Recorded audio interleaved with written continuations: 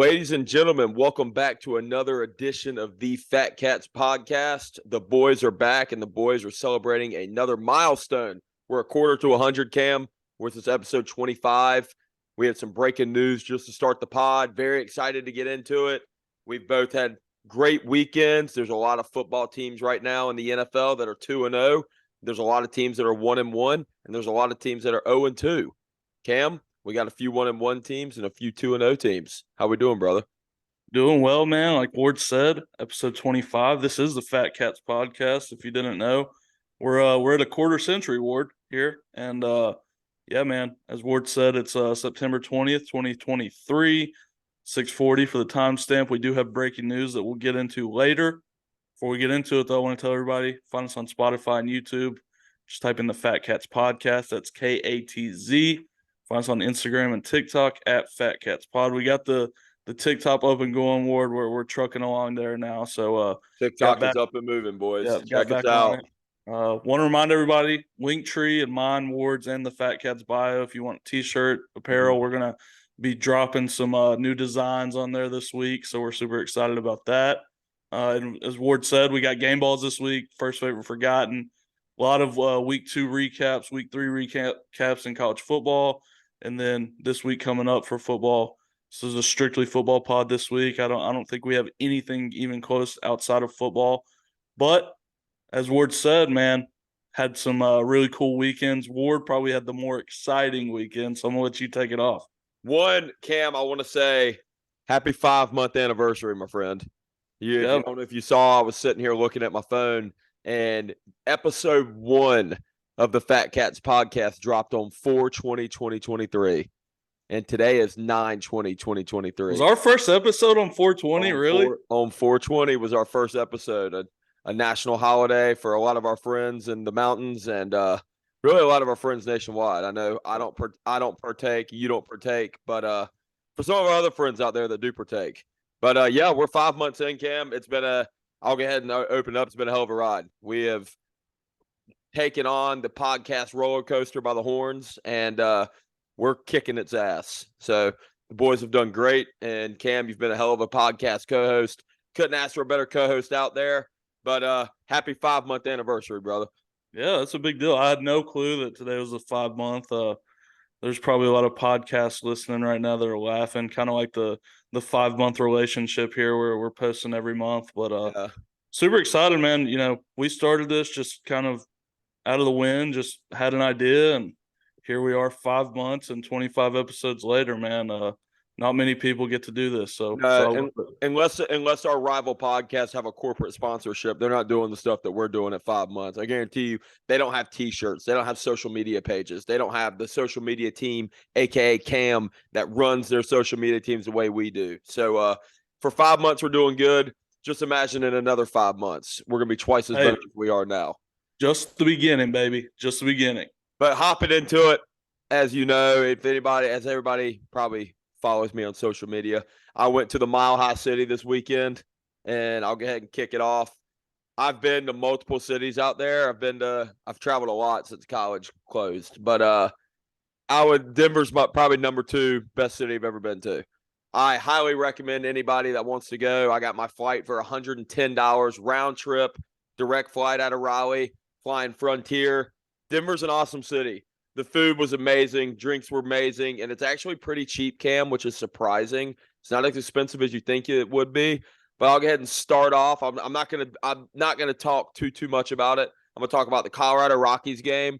Then I'm gonna talk about the Washington Commanders game. So Cam went to the Colorado Rockies game.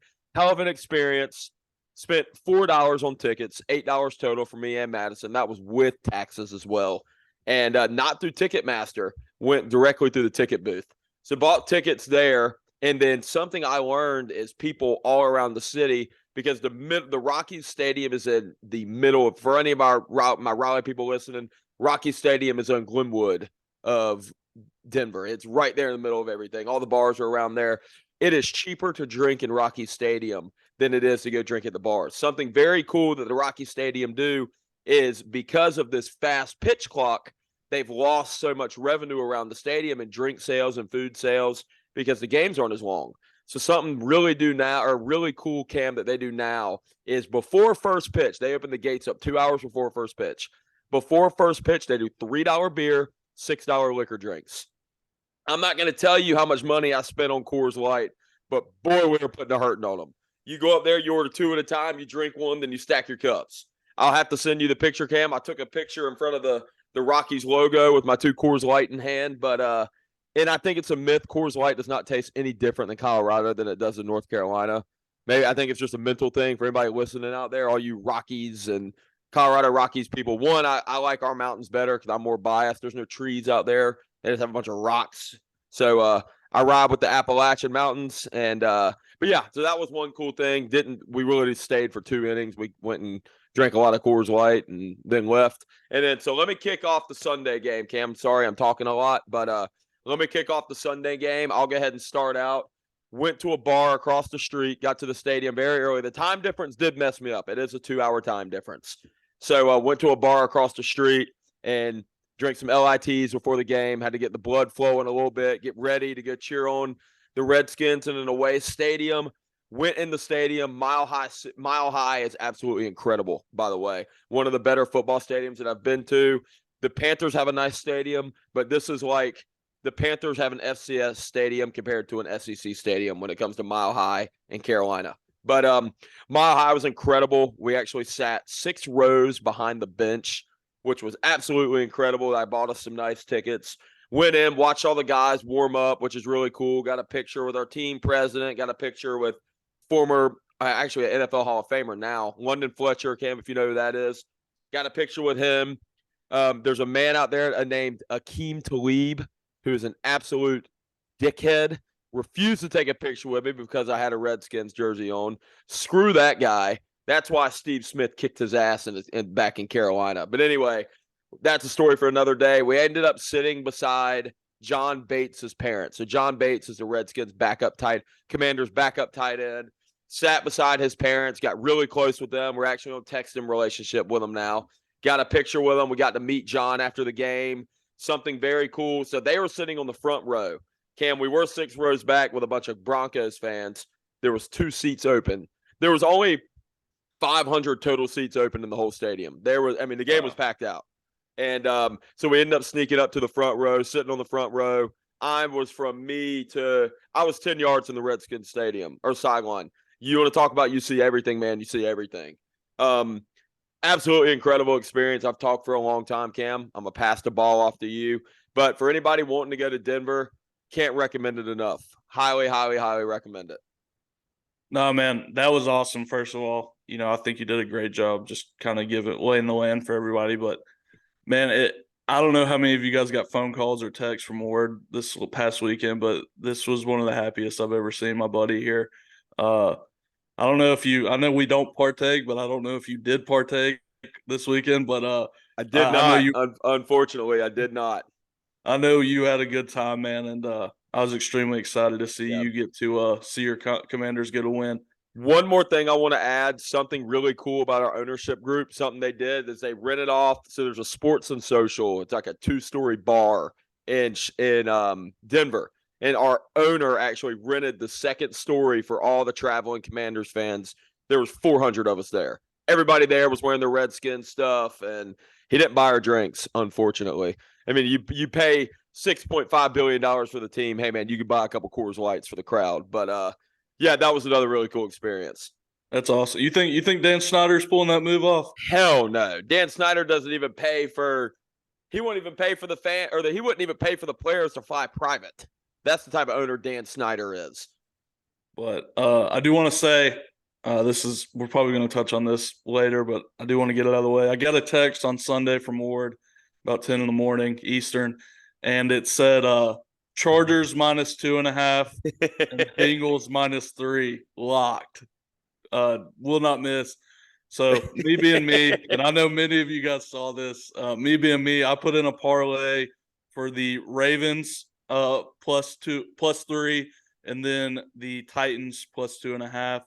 Both of those teams actually won the game They out. hit. I put a hefty amount of money on it. I think I ended up winning $150 thanks to what we're now calling Fade Wade bet of the week. We're moving from Big Dog's bets to the Fade Wade picks of the week. And Ward won me a lot of money. I don't think he lost too much money, but just to Lost a lot of money this weekend. Just to put a little rain cloud over that great weekend he had in Denver, there's that. I did a lot of sports betting this weekend, Ward. I was in the great state of West Virginia, West by God, for the Chatteroy High School reunion. My Uncle Eddie went there. My grandfather went there. And get to hang out with the old timers up in Appalachia, man. You want to talk about a good time. They got some stories there. They were wild back in the day, but first of all, I want to say shout out to everybody that attended the Chatteroy High School reunion. That was awesome to see a bunch of old friends get together. It reminded me of kind of what we'll probably end up doing when we're in our 70s and 80s, Ward, is meeting up with all our friends from Western and everything. But yeah, had a great time. I put in a 23-leg college football parlay, Ward. I knew I wasn't going to win, but sometimes you got to, do one of those to thank the state legislation for letting you sports bet. So I donated $20 to the state of West Virginia. Nice. Did get 21 out of the 23 picks right, which I was pretty proud about. But yeah, man, won a few bucks on college football, won a lot of money on NFL Sunday. So I just can't wait till we can do that in North Carolina. I'll either be broke or rich, but anyways, yeah, 2 great weekends, and was happy to share it with my family, and I know Ward was happy to share it with his girlfriend and all the Redskins, Commanders, football teams fans out there. But yeah, tell us about your weekends if you got time, drop it in the chat. But as we move on, episode 25, man, first favorite and forgotten. Ward, I'm gonna let you start it off, brother. Perfect, man. So my first, and anybody that's an NFC East fan, I think will attain to this, but my first is actually going to be Mr. LaShawn Shady McCoy. Shady. Yeah, I'm going to keep it in the running back family here, Ward. The first guy that came to my mind was Jamal Charles out of Kansas City. Madden god, fantasy football guy. Yeah. I mean, the dude was awesome to watch. And, yeah, Kansas City legend. I'm not going to lie. I thought of Jamar right when I was thinking of Shady. I thought of Jamar Charles as well. Great choice, Cam. So my next choice, and the reason, if anybody knows me, this guy pisses me off a lot. His name is Benjamin St-Juste. He's our starting number 2 corner for the Commanders, and he had a hell of a game this weekend. But I yell at him all the time because he gets burned all the time. But and the reason I put him down as my favorite 25 is actually, Cam, this weekend. He made a great play. And I looked at him and I was like, let's go, screaming at him. And he looked at me and did this, and he flexed his arm and he hit his arm. I was like, that's pretty cool. Thanks for the fan engagement. So Benjamin St-Juste, you're my favorite 25. That's awesome. Keeping it in the fandom here. I know this guy played for you guys. He was also a Steeler. Mm-hmm. Ryan Clark is my favorite number 25. Just an integral part of that, 2008, 2009, 2010 defense for the Steelers. And kind of a guy who he could have been a forgotten. He doesn't get as much credit as he deserves for being such a great part of that defense. Yep. So I'm taking a different route for my forgotten. Everybody knows who this guy is. Everybody knows who this guy is from the Seattle Seahawks. One of the greatest corners that we've ever seen during our time. His name is Richard Sherman. But this is number 25, not for the Seahawks, but for the 49ers. Not a lot of people remember him playing for the 49ers, but not like they do for the Seahawks. So my forgotten this week is Richard Sherman, number 25 for the Seahawks, or for the 49ers. Love it. Everybody knows this guy. If you don't, you probably don't need to be listening to the show. But my forgotten here is Vince Carter. People don't know, one, that he played for the Suns. A lot of people don't know that, but he also wore 25 for the Suns. So Vince Carter, at the tail end of his career, played for the Suns, wore 25. So he's going to be my forgotten here. Mm-hmm. And as we move on, a new segment we've brought in here at the start of football season. We got game balls. Ward, go ahead and throw your first game ball out here. Let me start it out, man. And I'm not going to get in too much detail about the game until later. But my game ball this week, I'm just giving it to the whole Washington Commanders. The grit that we showed was absolutely insane.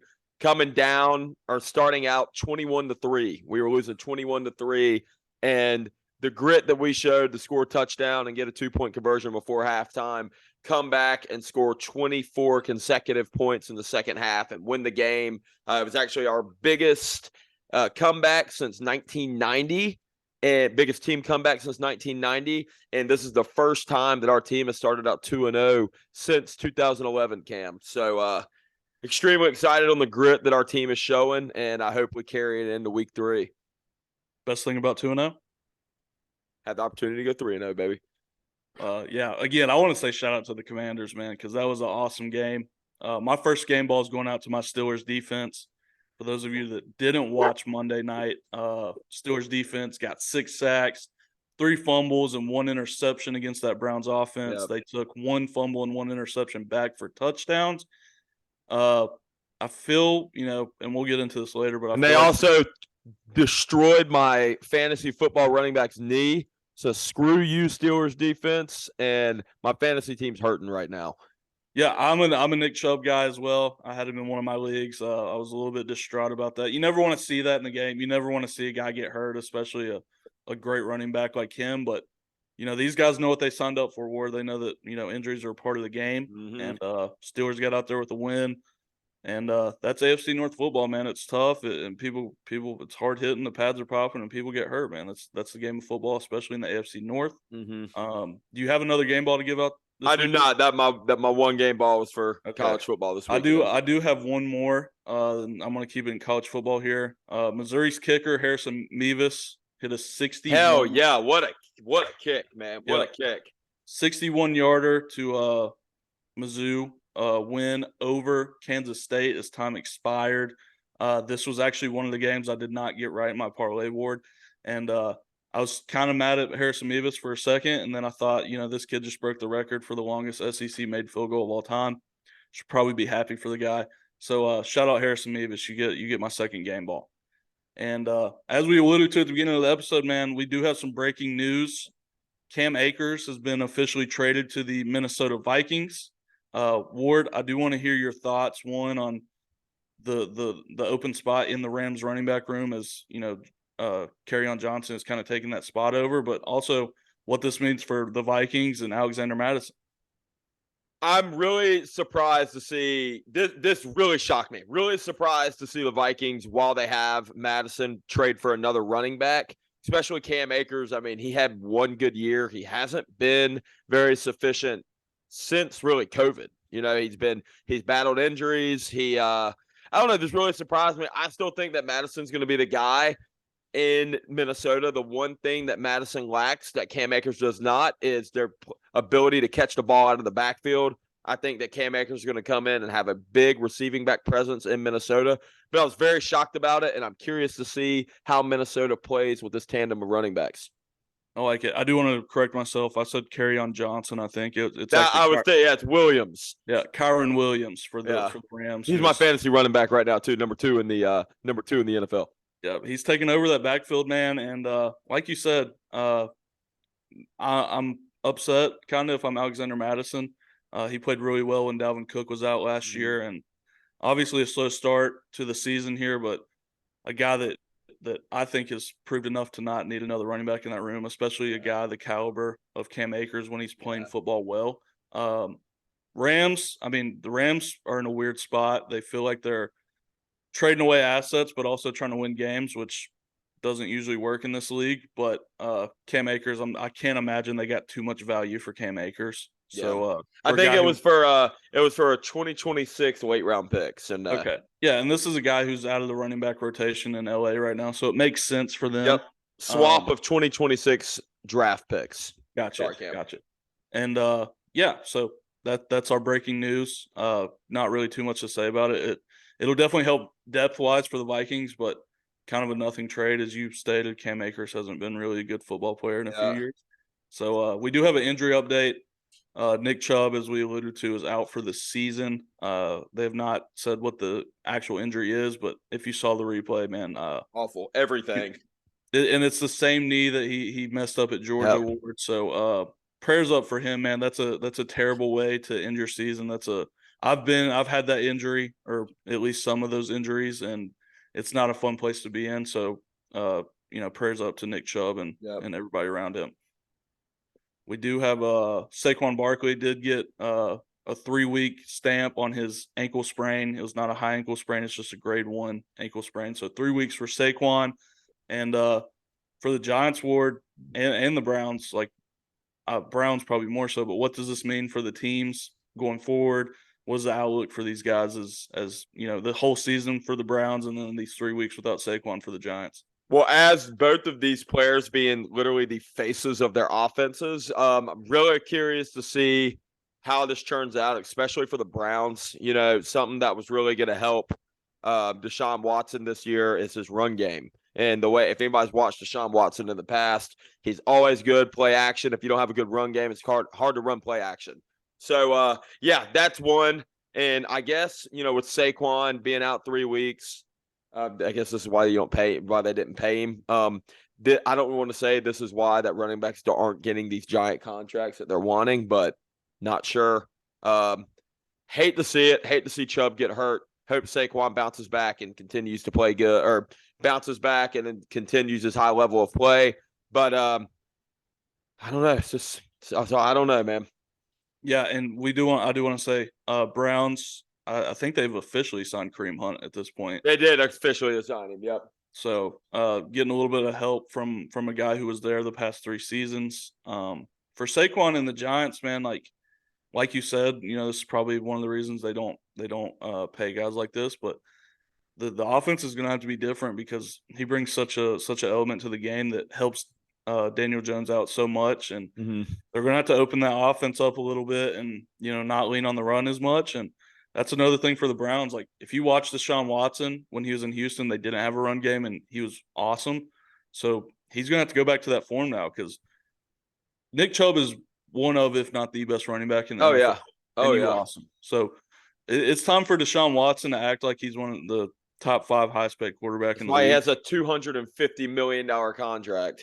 Yep, and I mean, I've worked with guys from Cleveland, and they're not happy about where they're at. I got text after that Steelers game, like, why did we trade Baker? He could have 4 turnovers against the Steelers. No shit, dude. Shout out to Baker Mayfield, man. Baker Mayfield is leading a 2-0 Bucs team that a lot of people were projecting to be the worst team in the NFL. So I know we're jumping off script a little bit, dude, but shout out to Baker. Baker's playing great, and he's proven that he is still an NFL quarterback. I agree wholeheartedly. We go on to our Thursday night game from last week, and the Eagles getting a 34-28 victory over the Vikings. I do owe my guy Kirk Cousins an apology. I said before the game that he's not primetime Kurt. It's not 1 o'clock on a Sunday. This game's not even going to be close. And he comes out and throws for 364 yards on 4 touchdowns, no interceptions. So I do want to say I apologize, Kirk. Still didn't get the win, so I was partially right. A game where we saw Jordan Addison and Justin Jefferson combined for 14 catches, 231 yards, and a touchdown. But the 2 stars of the show were in Philadelphia. DeAndre Swift, 175 yards and a touchdown, and Devonta Smith, 4 catches, 131 yards, and a touchdown. Ward, Eagles in your division, what did you come away looking at for this game? And, for the Vikings starting out 0-2 here, what do you think for them? Yeah, I'll go ahead and start out and say it, Cam. This Eagles team is good, but I don't think they're as good as a lot of people think they are. This defense is having a ton of trouble through weeks 1 and 2. Obviously, week 1 playing the Patriots, giving up a ton of points. Week 2 playing the Vikings, giving up a ton of points. It's not like you're playing the Cardinals, but still you're playing good caliber football teams. And I will say Cam touched on everything I was going to say. This was one of my parlays I lost on. So any of the fade weight of the week people want to listen to my parlay for this game, I thought it was good. Anytime touchdown scorer, Jalen Hurts, I had him scoring 2 touchdowns. And then I had Justin Jefferson scoring 1 touchdown. Jalen Hurts had 4 touchdowns, and Justin Jefferson screwed me. He fumbled the ball in the end zone. So for all our Fade Wade people out there, don't listen to me on that one. And that game, again, like you said, the Eagles defense did not look great. Kirk in that passing game did just about everything they wanted. Had it not been for the Alexander Madison fumbles, this game would have been a lot different, man. Yep. And, Osborne, the receiver Osborne for the Vikings, I forget his first name, 17, had a bunch of drops in this game as well. So the Eagles kind of got off, and I don't want to take away from their win because they won the football game, but a lot of things had to go wrong for the Vikings for them to actually win this football game. And like you alluded to, the fumble into the end zone was a huge play that got negated. So Eagles, I don't want to say press the panic button or anything, but I think they're 2-0, dude. Yeah, You're 2-0. You know? I do think we need to temper expectations a little bit. This was a team who played great last year, and if you're watching through 2 weeks, maybe Jalen Hurts played a little bit above. I have some level. friends that are Eagles fans. I asked them what they think, and they said they are not very happy, but they're 2-0. Yeah, I wonder how much their DC that left and is in Arizona now. I wonder how much his absence is affecting this defense. yeah, and people don't talk about that enough. Like losing coordinators in the NFL is tough because that's a whole identity that you're losing. I don't know. That's tough to say because you look in Arizona right now and he's in an absolute dumpster fire. Yep. So it's hard to say how much it changed the complexion of that defense, but it definitely did something for that defense. Mm-hmm. And but yeah, Vikings 0-2, man. This is probably one of the best 0-2 football teams I've ever seen because they've got all the weapons in the world. The defense is bad, but I mean that offense can hang with anybody. As we move on, this was one of Ward's locks of the week. Tell me about it. Ravens take down the Bengals 27-24. We did see Odell Beckham Jr. get hurt in this game, Ward. Lamar has a bounce back effort though. He had 289 combined yards and 2 touchdowns. T. Higgins decided he wanted to play football this week.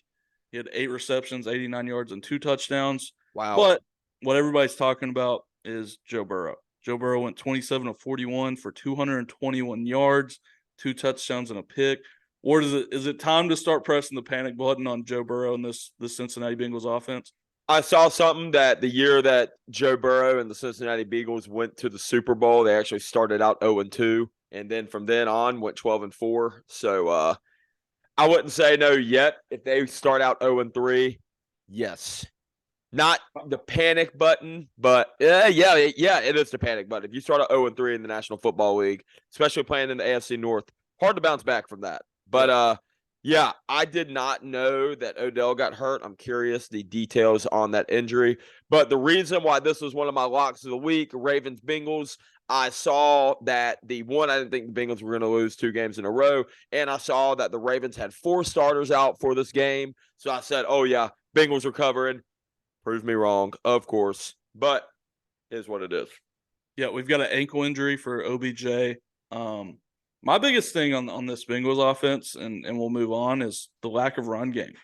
Like, they cannot get Joe Mixon going. I think they had like 74 yards rushing in this game. And if you got 74 yards rushing, Joe Burrow can't have 220 yards throwing. No. The lack of Jamar Chase's involvement in this offense is a little bit concerning. He's not doing shit.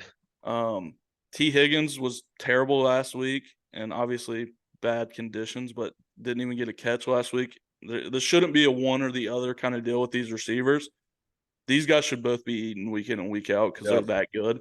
But a thing that we've been talking about for the last 3 years seems to finally be coming back on the Bengals, which is that offensive line is terrible, Ward. Yep. They don't get movement in the run game, and they can't protect the highest paid quarterback in NFL history. And that's always going to come back and bite you in the butt. It just seems like it's 3 years late. But like you said, there's still 15 more games, and they got plenty of time to figure this out. But like you said as well, AFC North football, man, it's tough to win football games no matter what. So, yeah, it is. So you better figure it out. But next game, your boys, you touched on it a little bit, but your Commanders get a 35-33 victory in Mile High Stadium. Yep. Ward, I'm going to give you the floor on this one, brother. Yeah, man, I know I touched on it earlier. I'm not going to go too crazy onto it. If anybody watched this game, this is the most Redskins win that we've ever had, and it's just built for our team. As you know, we started down 21-3. Our offense bounced back. Sam Howell had a hell of a game. Offense had a hell of a game. Defense had a hell of a game. Chase Young comes back. He should have had one of my game balls. I didn't put him in. He had 1.5 sacks, one forced fumble, and 2 tackles for a loss. I mean, Chase Young came out and he played like the old Chase Young. This first sack he's had since 2020, since his rookie year. So, so glad to see. I'm sorry, 2021. So glad to see him bounce back, and just so glad to see this guy, because I'm a big Chase Young fan. Madison actually wore his jersey to the game, And he would. I was yelling at him the whole game. He wouldn't look back at me. But no. And then we give up the Hail Mary at the end, which I do have a video on my phone of my live reaction, and everybody else around me's live reaction. Cam, I'll have to send that to you to drop on the pod story. I hate it for Russell Wilson, man, because as you know, Russell Wilson is a former Wolfpacker, and he's playing good. He's not playing bad. He only had one turnover. It's just he's not the same. He lost a step. He thrived in Pete Carroll's offense, and now I don't know. I hate to see it for him. I don't think he's a top quarterback like he used to be. But the boys won. It was it wasn't as ugly as Arizona, but we're 2-0, Cam. We are 2-0. I'm so happy for it. This was my lock that last week for us to lose and not cover the spread. The boys won and we covered the spread. So happy to see it. And we play the Buffalo Bills this week 3. We have the opportunity to get 3-0. Russell Wilson, Pack of Badgers. Pack of Badgers. The Steve Carell, you almost got a Steve Carell 40-year-old virgin drop if you would have went all the way through. Shit. Yeah, man, that was a huge win for you guys. I couldn't be more happy for all the Commanders football team, Redskins fans out there. I don't have much on that game. I wasn't watching it. I was in West Virginia, and we did not have that game, believe it or not, in Denver. So I got to watch some of the highlights. And Brian Robinson, man, the kid's a stud. Brian Robinson played his heart out. But moving on, we do have the Dolphins with a 24-17 victory over the Pats. I believe this was Sunday night. Super boring game, Ward. I don't know if you. It was a boring game. If you got to watch the whole thing, the Dolphins' offense was kind of like stuck in third gear. Like they were getting up, but they just couldn't finish out drives. We did see a guy that we haven't heard of in a while, which is Raheem Mostert. Yeah, went carries. Off. Yeah, he had 18 carries, 121 yards, and 2 touchdowns. Our boy Jalen Waddle had a good game before he got injured at the end. A Tyreek Hill touchdown. So all the bases were covered. Tua got held to, I believe, 250-ish yards. And they got a win, an interdivision win, which is always nice to have. My question is, Cam, is Bill Belichick officially on the hot seat? I don't think Bill Belichick will ever be on the hot seat, but it feels year in and year out the argument grows that Brady's greatness maybe was more important than Belichick's great football mind. Co-host Ward Sewell's hot take of the week. Bill Belichick, if he does not make the playoffs this year, there's going to be a new coach in New England next year. Wow. Load it, clip it, do whatever you got to do. Bill Belichick does not make the playoffs this year, even if they finish 9-8. If he does not make the playoffs, he is gone. Robert Kraft is moving on. The new trend in the NFL is young coaches. I think he's going to bring in a young offensive-minded guy, and there's going to be a new face of the franchise. We're going to actually have a Madden coach in Madden 24, whatever we're at now. So that's my hot take of the week. You guys can find odds on that. It's always Fade Wade. But yeah, Mac Jones, man, I liked him coming out of Alabama, but this offense just continues to underperform and underwhelm us. I mean, the lack of receivers and the lack of separations from those receivers. I got a quote from that game. Mac Jones targeted Kendall Bourne deep, and our announcers go, "Yeah, that's Kendall Bourne, the best receiver for the Pats." And I kind of chuckled. If Kendall Bourne's your best receiver, you're in rough shape. No shit. An offense where we see Juju Smith-Schuster as the second receiver, and Ramondre Stevenson, who was good last year. They just can't get it going, man. And it's been tough to watch the Pats offense for the past few years, but it's super tough this year. Yep. We did see on Monday Night Football at the 7:15 game, the Saints with a 20-17 victory over the Panthers. Suck. Yeah, we were about to get to that. I didn't get to watch the second half of this game. As you guys know, the Steelers played the Browns on Monday night at 8:15. But talking to my Panthers friends, there's a lot of concern about Bryce Young right now in Carolina, Ward.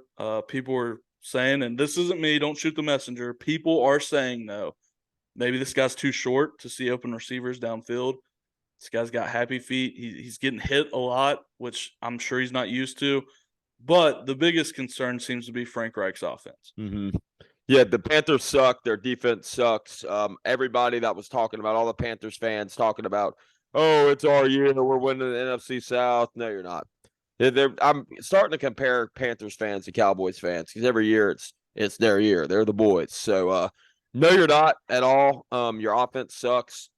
I don't want to. I'm tired of hearing about injuries. Oh, we're 0-2 because of this, that. No, you're not. You have a lot of work to do, and yeah.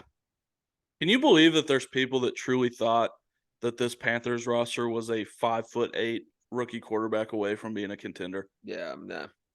I mean, I'm not on the Panthers bandwagon. I hate to say it, but no. Let's think about our boy Logan Shoop, who's been real quiet since the season. Yeah, I had a talk with Logan today. I called him and he said it was because how many starters were out on their defense. I mean, we got told that this was the best team with a rookie quarterback ever, or something crazy like that. Bryce Young had a better chance than any other rookie quarterback in the history of the NFL to take their team to make a playoff run or something like that. But I mean, the morale here in Panthers land is low. Hey, they are only 0-2. A lot of football left to play. But and what did I say last time we talked about the Panthers award? When they're 0-2, 0-3, man, you can get a ticket to that stadium. Oh yeah. Oh yeah. But as we cap off this week recap for week 2, Steelers 26, Browns 22 in an ugly, ugly football game. George Pickens came out, man, first week as a wide receiver 1 with Deontay Johnson being hurt. 4 catches, 127 yards, and a touchdown. The Steelers defense, I touched on the numbers earlier, but absolutely destroyed Deshaun Watson all game. And my biggest thing, man, can we stop acting like Myles Garrett is even close to as good as TJ Watt? Yeah. Myles Garrett he did a disappearing act for the whole game besides 2 plays. Dan Moore Jr. is a 4th-round guy out of Texas A&M. He's been starting for 3 years. Myles Garrett hasn't gotten a sack on it.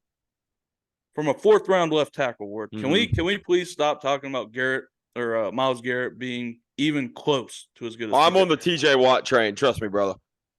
But, yeah, and we touched on it earlier, the Browns, kind of where they go from here with Chubb being out. But that's our NFL recap for the week. Real quick, we'll go through our college football. As we said, it was kind of a slow week in college football. Going to be super different this week. This is a great slate coming up. Great. But we did see the Florida State Seminoles almost go down to Boston College in a 31-29 victory. That game got real close. There was a lot of clenched butt cheeks in Tallahassee, Ward, because that game got unnecessarily close. I think Florida State was doing a little bit of looking ahead and rewarding on behind. I don't know if I said that correctly, but coming off a big win at LSU week 1, playing a nobody week 2.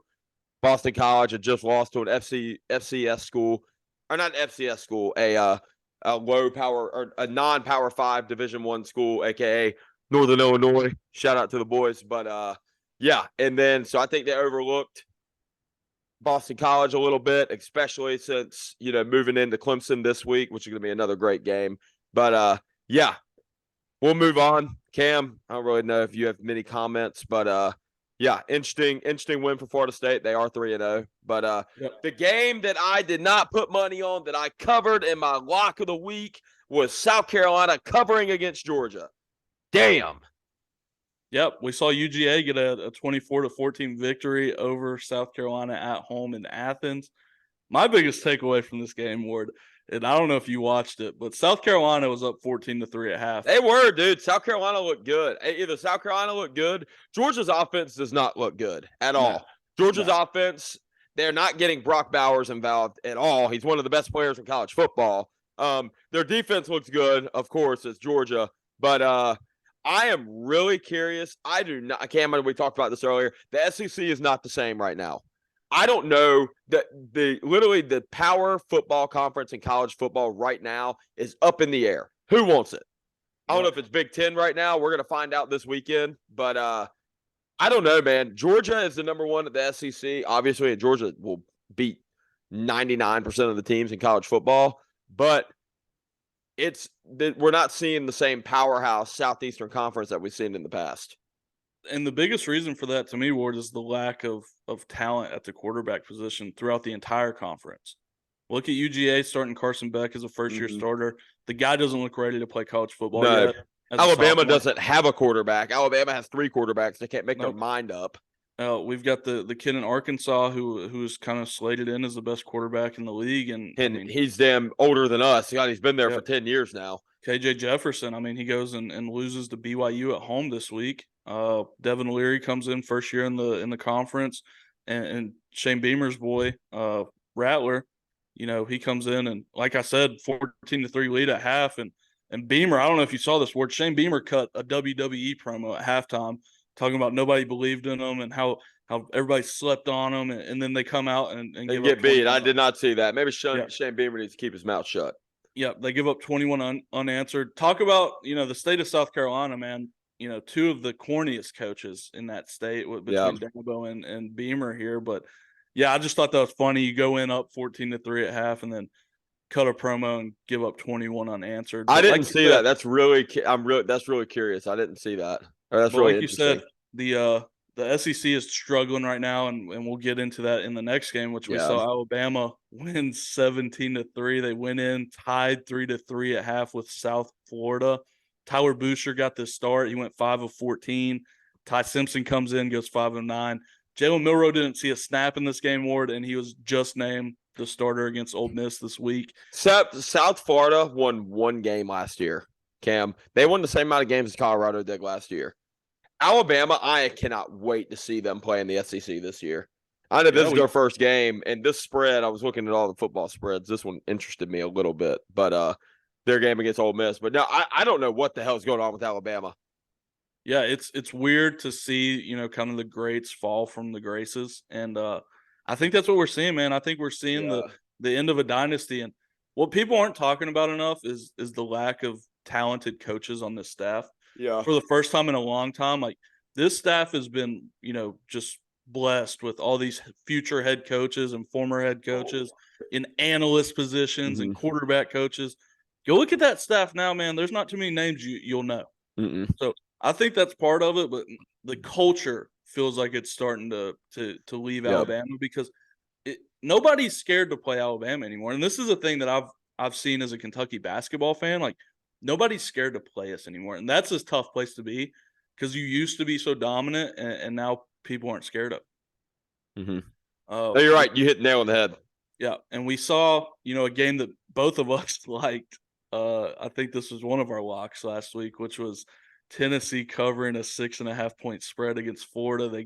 I met a guy, one of my Uber drivers. I was coming back from a bar. It was right after that Missouri field goal kick. I was coming back from a bar, and we had been watching football all day. And I was talking to this guy. He literally, for a living, he sports bets.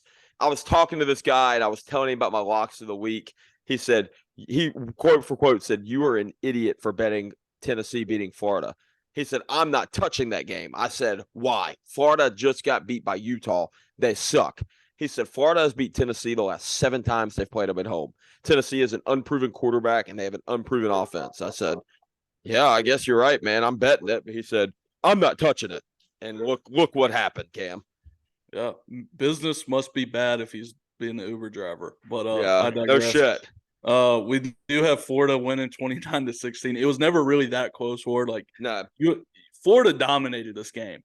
Joe Milton Florida was up 21-3 or something, or 24-3 in like the first quarter. I'm like, "Whoa, my God, I'm losing money on this." Yeah, and this is a game where we saw Florida dominate in the trenches, man. Like, they had 183 yards rushing. Travis Etienne for most of that, but a game where, you know, Florida, we just saw get smoked by Utah, and then they come in and Tennessee's got all of this hype coming into the game. We're hearing about this quarterback, you know, the best thing since sliced bread, and they go out and get dog walked in the swamp, and it was tough to watch as a bettor, because I hate Tennessee and I bet on them, and that just kind of made me hate them a little bit more, which I would never bet on Carolina. I can tell you that. But that's like me and you. Very similar. I thought we had some free money coming in. I saw that 6.5 point spread just like you did, and I was like, "There's no chance." Oh no, I thought I was getting free beer. After that, I was like, "Oh heck yeah, I'm hitting that hard." But yeah, absolute domination in Gainesville, and we saw a fight break out at the end of the game. Ward, I don't know if you kept it on long enough to see that. Oh, That it's kid, all over you. You can't miss it. It's all over yeah, social media. that guy from Tennessee has been dismissed from the team. The Florida guy has been suspended for 2 games. Oh my God, I Um, did not know that. yeah, so not only did Tennessee lose the game, they lost the fight, which is always great to see as a Kentucky fan. Probably the game of the week, though, Ward, was Colorado winning in overtime Mhm. 43-35 over their in-state rival, Colorado State. Shadur Sanders, prove it drive. Some are saying a Heisman moment. At the end of the fourth, he had a 98-yard touchdown drive to tie the game, to take it to overtime. Travis Hunter obviously had to leave the game early due to injury on probably a cheap shot, if we're being honest. But yeah, man, a great game, a game where for a lot of it, you're like, man, Colorado's probably going to lose this game Yeah. in Boulder. I mean, they had every celebrity known to man at the game, and Colorado comes out in overtime and wins a rivalry game. Yeah. Great game. And I actually looked at going to this game. The tickets were $500, so I unfortunately did not make it to the game. But hell of a game. And I mean, Colorado had a close one. They did not look good a lot of that game. I think No, that was their come. I think that was their come to reality moment. They did not look good a lot of that game. I think coaching at the end of the day is what made them or jumped them over the finish line. But no, I mean, good win. They're 3-0, and nobody expected that. But they have a big test this week. Yep, going into Eugene. Ward, your pack, your Wolf pack got back on track here with a 45-7 victory over VMI. Yep. I didn't watch it, so you're going to have to tell me, give me the rundown here. Watched a little bit of it. Our offense looked good. Not really too much to say. We played VMI. We move in to play the University of Virginia. Brennan Armstrong and our new offensive coordinator. It's coming home party this week. It's at Virginia. I believe the spread is set at like NC State. It's a -8.5 favorite, I want to say. But very interesting to see. Very interesting to see what happens. Yep. My Kentucky Wildcats take down the Akron Zips, the fighting Joe Moorheads 35-3 in what has become the third straight kind of unimpressive victory. We start SEC play next week, so got to get on track. It is Vandy. Vandy beat you last week. Do not let it happen again. Our Eastern Michigan Eagles with a 19-17 victory over UMass, which I did not get to watch. You'll have to forgive me. Once Maction starts up for sure, though, here on Tuesdays and Wednesdays midweek, the boys are going to be in it. You guys are going to see Maction Mac come out, and we're going to talk some action football. But your Northern Illinois boys go down 35-11 against Nebraska. I can't imagine that you watched that game, Ward. No. But moving on, Let's hop into some NFL. Yeah, let's talk NFL. Tomorrow night, Giants, 49ers. Giants are getting the shit beat out of them. Yeah, Giants are going to get dog walked. We've got 49ers are 10-point favorites. They are covering. Sunday, 1 p.m., Commanders, Bills. What are we thinking here, Ward? I'm going to continue to say this because they continue to prove me wrong. The Bills are going to beat the shit out of us, and their money line plus their spread is going to hit. Bet on it. Bills money line plus spread. Bills money line and spread. They're going to cover the spread and they're going to cover the money line. Obviously, they cover the spread. They're going to cover the money line. But okay. I think I want to say they're 6.5 point favorites on us. We're 2-0. They're 1-1. They're coming off a big win. We're coming off a big win. This team continues to prove me wrong. When I say bet against us, we win. So please bet against us. I would love to beat Josh Allen. We're 0-3 against him. So we'd love to beat him.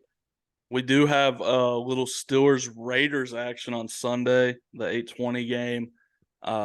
This is a fun game for me because, as everybody knows, our boy Jay Fry, huge Raiders fan. I'll get into a cool statistic when we do the Fade Wade picks of the week. But I want to go with my heart and say the Steelers are going to win this game, but we don't have much luck in Raiders land. So take that as you will. Eagles Bucks on Monday, the 7:15 game. Give me the Eagles. I think the Eagles are going to start out strong at 3-0. The Bucks are good, but they have not played a team and a defense with the caliber of the Eagles. I know we're just shitting on the Eagles defense, but Baker Mayfield, first year in a new system, coming in against a veteran, experienced Eagles team. Give me the Eagles. Yep, I like the Eagles here. And then Rams Bengals 8:15 kick on Monday. I'm gonna go to the Bengals to get on track here, man. Me too. I think if they don't win it here, that you're up shit's creek without a paddle. So Yep. I'm gonna go Bengals here on Monday night at 8:15. Also, shout out to the NFL with the 2 Monday Night Football games, 2 I weeks love in a row. it. I love it. A lot of injuries on Monday night, so hopefully we kind of break that curse this week. I think I saw 8 straight Monday night games with a severe injury. So Oof. let's put a stop to Knock that on streak. some wood, buddy. Knock on Yeah. some wood. College football week 4. This is going to be a fun week of football, man. First game we got number 4 Florida State as 2.5-point favorites over Clemson. I got Florida State winning and covering. Cam, you're going to call me crazy here. Vegas knows something that we don't. Just like they did with Tennessee and Florida, Vegas knows something that we don't. It is absolutely insane to me that Florida State is only opening up as a 2.5-point favorite against Clemson. Give me Clemson covering.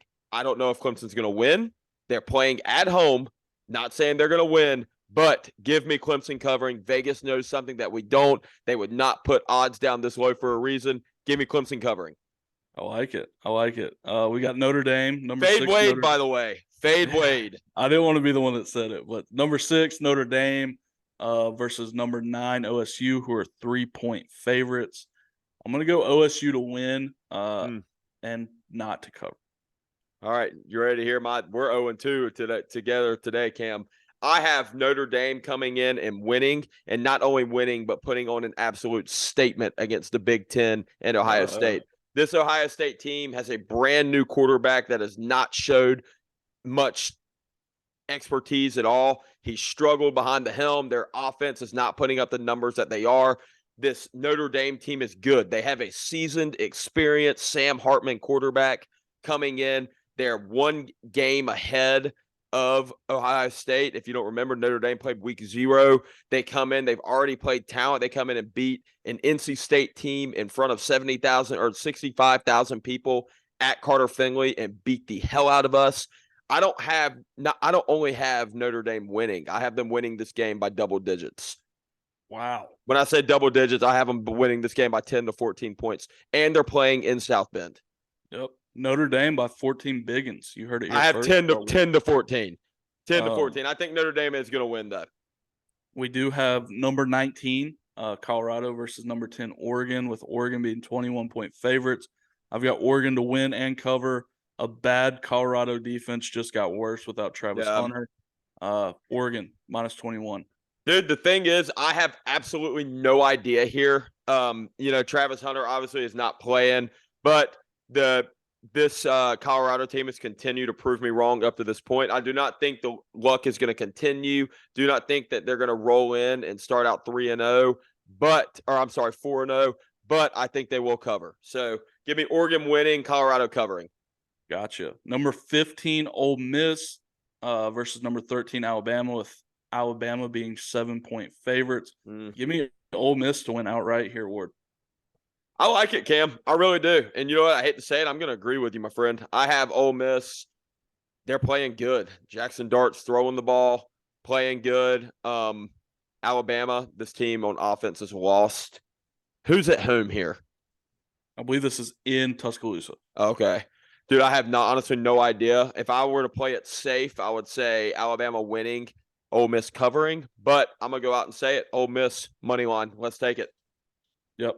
22 UCLA versus number 11 Utah. Utah 4.5-point favorites. Give me Utah covering. Yep, Utah covering as well.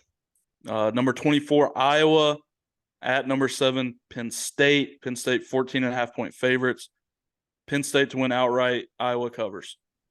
I like that. I was going to agree. I think Penn State outright, Iowa covers. Iowa's defense is playing really good. They played really good against Iowa State last week. Also, their offense looked really good. I believe they put up like 42 points. So, I agree with you. Penn State winning, Iowa covering. formerly known as the Big Dog Locks, Big Dog Picks, whatever you want to call it. We are now formally naming this segment Fade Wade Pick. Fade Wade Pick of the Week. Yep. So I'll start us off. I'm not Wade. You probably still do want to fade me, but as I said earlier, Florida State -2.5 versus Clemson is my first lock. My first lock this week is actually, I just really went over it, is Notre Dame money line versus Ohio State. Yep. Moving on to my Kentucky lock, Kentucky at Vandy. Let's go under 50.5, Ward. Sweating out unders. We're going to be sickos this week. Like it. I have Colorado covering the -21 spread. Yep. Ole Miss money line. Already talked about it. Ole Miss versus Alabama. Take Ole Miss money line straight up. And another one, I already talked about this one, but I have Buffalo winning and covering against the Commanders. Prove me wrong. I continue to prove myself wrong. I want to fade myself. So Buffalo winning and covering. Yep. I've got the Raiders -2.5 versus the Steelers. Fun fact, the Steelers are 0-3 in away games versus the Raiders. Last time they won at the Raiders was 1995, Ward. Before our time, buddy. Yeah, so take Raiders and give the Steelers 2.5 points this week. Like it. I only had 3 this week. So okay. My last one, I've got Dolphins -6 versus the Broncos. I just think that offense is going to pounce on these Broncos here. We didn't really touch on this yet. Fans fat takes. We didn't have any this week, so somebody put a wellness check out on our boy Justin Alford. We're going to move it down from here on out, kind of towards the end of the episode, just so, when we don't have any, we don't look. Got to cover some football, boys. Yeah, it's football time. We got too much to talk about as it is, so we still encourage you guys, talk to us, let us know what you want us to put in here, but we are going to move it down. But as we move on, pet peeve of the week, as we get out of here, Ward, mine, I'm going to do ESPN Monday Night Football split screen. Mm-hmm. When you're watching a team you care about and half the screen is a Panthers-Saints game, it'll drive you a little bit nuts. Yep. I wish ESPN could understand that if I wanted to watch that game, I would. So ESPN Monday Night Football split screen is going to be my pet peeve of the week. Great pick, Cam. My pet peeve of the week this week, and I know this is going to get home to you, being from West Virginia / Kentucky, having family in both, is old folks with directions. There is nothing worse than when you're like, okay, yeah, I've never been here before. All right, come down and take a right. Then you get on this road, take a left, and you go down about half a mile and you take a right. Be like, there is something called Google Maps. There's something called Apple Maps now. We live in the 21st century. We don't have to worry about this anymore. You don't have to write on a map and tell us how to get there. We got modern technology. So for all the old heads I'm pissing off, I am so sorry. I'm very good with directions. But when I don't know how to get somewhere, I already have a bad memory. I've been hit in the head too many times from football. Don't try to explain to me how to get somewhere. I'm not going to remember. I'll just put the address in my phone. Hey, buddy, yeah, just take it on up there to the right, past the Speedies, and then make a left at the second. If anybody's ever watched the show Billy Currington watch the music video Billy Currington Good Directions, I'm not looking to come back to anybody. I can tell you that. So I'll put it in my phone. Yep. Full plate, empty stomach, Ward. Yours is going to be funny, but my full plate starts off college football or college basketball, blue bloods in college football, Kentucky, Kansas, UCLA, UNC, and Duke, all for the first time in college football history, have started out 3-0. Love to hear it. Mine is actually going to be I have 2 empty stomachs, Cam. I did this completely wrong. All right, my full plate is Commanders. Boys came back 21-3 win came back down 21-3. Biggest comeback since 1990. Cam, I'll go ahead and hop into my empty stomach too. My empty stomach is Akeem Talib. He screwed me over for a picture this week. He said, "Yo, I'll come back later." No, you won't. I haven't seen you yet. So you owe me a picture, and the FatKatz does not support you. Well, half of the FatKatz don't support you. At least he didn't snatch your chain, Ward. He did not snatch my chain. My empty plate is going to be the Alabama quarterback room. Awesome. And Cam, let's go ahead and hop down. My song of the week. Madison, name one song off the top of your head. One song off the top of your head. Not that we got a podcast. We got to go. Okay, Madison is brain dead and apparently can't name a song off the top of her head. So what song's on the radio right now? Luke Combs, what's the Loving Fast You? Car. Fast Car. There we go. Boom, Luke Combs, Fast Car. Blue Side of the Mountain, the Still Drivers. Boom. Thank you, everybody. Again, find us on at FatKatz Podcast. on YouTube and Spotify. That's KATZ. At FatKatz Pod on Instagram and TikTok. Ward, if they made it this far, what do you owe them? Cam, I love you, brother. I'll give you a Coors Light after going to I have Coors Light in my fridge after going to Colorado. So come Hey, see nobody makes it this far. Tell people what nobody's ever commented that I owe them a beer. So I don't think anybody has made it. So nobody will know this. Cam, what you eating for dinner tonight, man? I'm eating some tacos. I'm about to go to Pound Town. Hey, I'm intermittent fasting right now. I had my meal at 4:00. We're 15 pounds down, so it's working. I do want you real quick. Tell the people what you bought this week. Big boy purchase. Oh, oh, your boy got fitted for golf clubs. I'll show you the swing. I'll show you the new clubs when they get in. Mizuno is their irons that I hit the best. I cannot believe it, but and they're a lot cheaper than the Titleist too. Don't get me wrong. But your boy got fitted for clubs finally. Let's see if I'm good now. Maybe we'll break 90 for the first time. Hopefully this shaves about 1, 2, 20 strokes off the golf game for you, but I'm happy for you. That's big time news. Yeah, I'm sorry. Break 85 for the first time. I've already broken 90. Sorry. There you go. But again, appreciate everybody. We will be back next week. And in person in 2 weeks. The first in person in 2 weeks. Cam, good to see you as always, brother. Have a great night. Get on your Goggins stuff tonight. Yes, sir. Peace. Let's go, baby.